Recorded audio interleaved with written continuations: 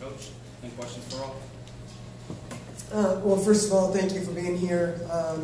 You guys have an incredible fan base and a pretty special place to play. I've got a lot of respect for Holly and this team. This is a team that there's no doubt in my mind they're going to make a deep run in that NCAA tournament. There's a lot of talent on this team, and I think they've still got some young kids and different pieces that they're kind of trying to work through a little bit. And but it's a very, very talented team. Obviously, a great win for us. I think anytime you win on the road in the SEC, you got to be pretty excited about that.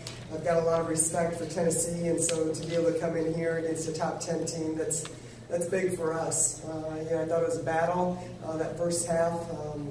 Offensively, both teams might have set the game back a little bit, but in the SEC, it's just like that. It's a battle, and I thought second half, we had a hard time keeping them off the offensive boards, but made enough defensive plays to keep us in it, and big win for us. So we'll feel very, very excited.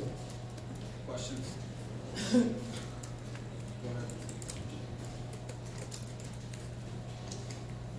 Robin, on that, when Tennessee was down 1, they called 2 timeouts, setting up that play where he could have gone ahead by 1. What were you expecting they might try to do there, and how did you prepare to defend that? Yeah, we thought, we might get hit on a back cut. We said, certainly don't want to give up a 2, but definitely not going to give up a 3. And, my biggest concern was an offensive rebound and fouling and giving up an and-one. And so we talked our kids through that. But we wanted them to hit a tough contested shot. I mean, like all teams would do, switch all screens late and make them hit a tough one, but definitely not give up an uncontested shot and no back cuts to the basket.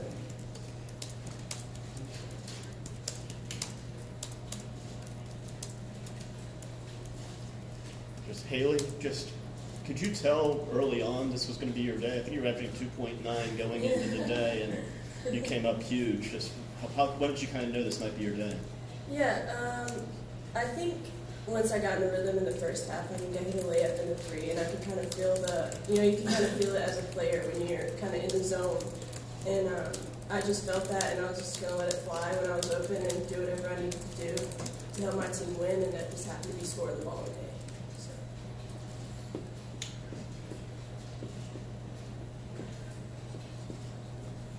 Sophie, could you go over what happened post-game? There's video of you in line.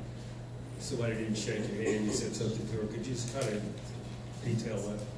Yeah, I was going through the line, and it was such a good game. It was a hard-fought win, and honestly, I prefer those close games. I think loud games can get old, but I don't know. I just thought with a hard-fought win, I mean, everyone was going at it, and at the end of the day, it was a great crowd for women's basketball, and you got to give credit where credit's due. And I just wanted to make sure that she tapped my hand because we're going to meet again, and kind of want to end on good terms. What did she say? What did she say? She just didn't want to hit my hand. She didn't want to tell me your game, so gotta deal with it sometimes, Anybody else?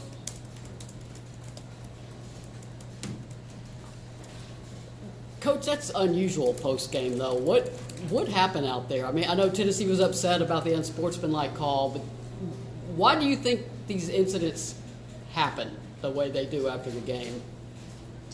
Well, I think this is the first one that I'm aware of, and I wasn't out there, so it's hard for me to comment. I had already gone through the line. I think in the SEC, it's so dang competitive, night in and night out, and you're playing against some of the best, and the emotions run high. I've got a lot of respect for Holly and her staff and this team and this program, but I can't comment specifically because I haven't seen anything and I wasn't there. Steve. Robin, just what was the stuff? I mean, to have Porter back, how did that kind of come into being that she came back? I guess she medically retired now. I mean, how much of it for all the players? How much of a difference does having her make? Yeah. Yeah. So it's about a week and a half before finals week. I had gotten a text from her and just said, "Hey, not trying to get my hopes up, but do you think I have any eligibility left?" kind of caught me off guard because I really didn't think that this would be something that would come back to fruition. I thought when she was walking away, it was about a quality of life, and she does. She's got chronic knee pain and swells up quite a bit, but she'd been really not doing much over the last 6 months. She was down in Denver with her brother Michael Jr. and just she didn't have the constant pounding on it. Been going to the gym, just kind of getting shots up with him, and I think just being around it every day, she just kind of had that itch of golly, I feel like I want to make one more run at it. And so she asked me to check with our compliance. I did. She had another year of eligibility. She graduated in 3 years, and so from then. We're kind of talking more about next year than this year, but the more we talked about it, we kind of got excited about this season, just because of the limited wear and tear on our knee versus playing an entire season. And it happened pretty quick, but just to have that experience, that size back, I joked with her after the game, said, clearly you haven't been in the weight room much lately because we had a hard time keeping Tennessee off the boards. But honestly, her shot looks really good. She's been practicing well. Her timing's not that far off. She's got a high basketball IQ, and I think she's somebody that can definitely help us throughout the course of the SEC season. 2 more. Sophie, I'm sorry. Sophie, Tennessee obviously a very athletic, talented team. You guys, how were you guys able to stay so patient? Shots weren't falling in the first half, and things were. Even when the rebounding was kind of faltering in the second, you guys just kept doing what you do. How do you do that? They are a very athletic team, and they're coached really well.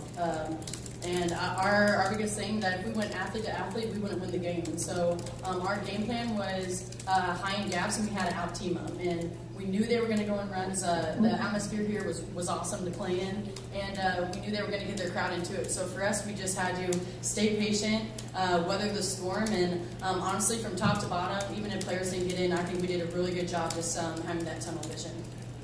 Final question here. Robin, could you talk a little bit about your defensive effort against these guys today? They've been, a lot of assists, they've been shooting it pretty well, but you really seem like you had them shut down most of the game.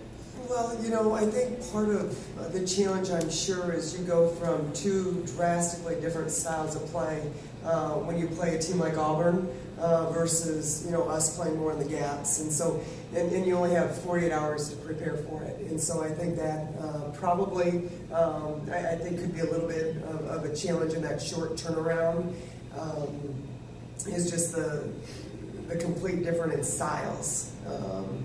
But I think our kids, we understand the athletes that we're going against and some tremendous players. And just the importance of, helping each other out, being in great positioning, understanding personnel, what are their strengths, what are some areas that maybe we could exploit. And so when you go into the SEC, for us, game planning is really important. Knowing your personnel, knowing your scout, because we don't have that one type of defense that we just rely on game in and game out. It's really predicated on personnel, and so give these girls credit. They watched a lot of film, studied their scout, and I thought they really did a nice job tonight. Okay, thank you. Thanks, you guys.